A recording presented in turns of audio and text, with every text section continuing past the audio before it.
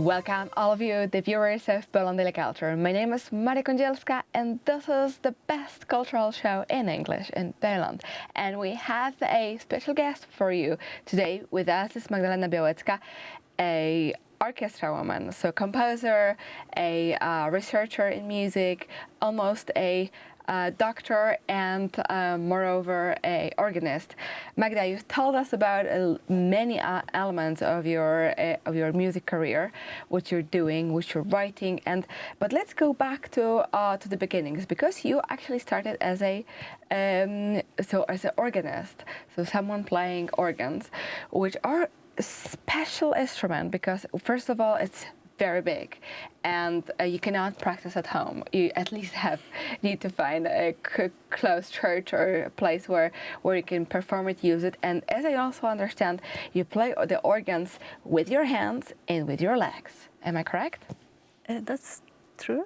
And I even learned how to tap dance because it helped me with playing. Okay, so you need this more element. So why the organs? Why didn't you go for the piano, let's say? Probably you started with the piano. I started with the piano, and then when I discovered organ, I was so amazed because it has such a lot of possibilities, such a lot of colors. It's a very colorful instrument.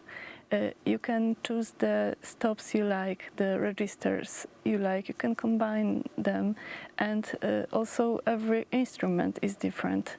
There are a lot of very different instruments in the world, so if you're organist, you need to travel a lot and discover the history of many places, and that's very fascinating. And then you have the possibility to, play on different instruments. Is it true that mostly Germans have the best organs?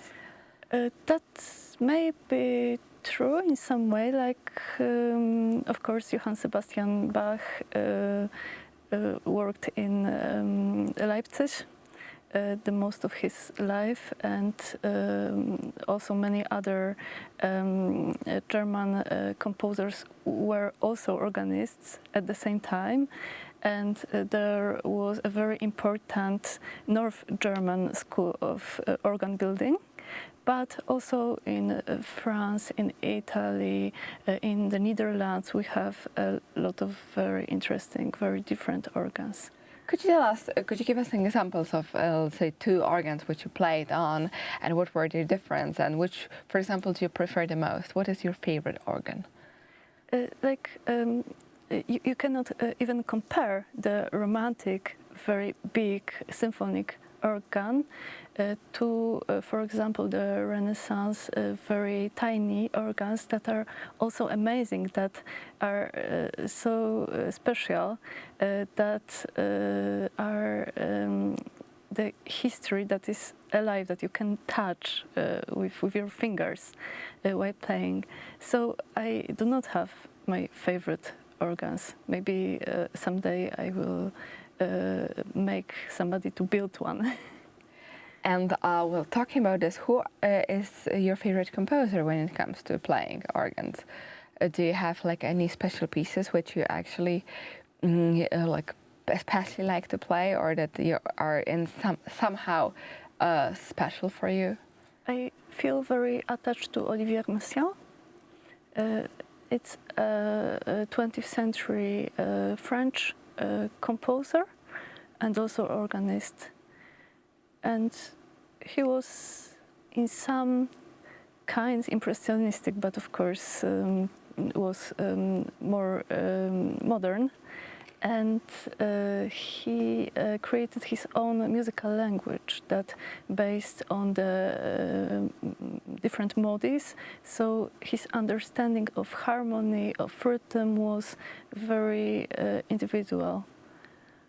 So a lot of, let's say, combination of something traditional and modern went together in piece.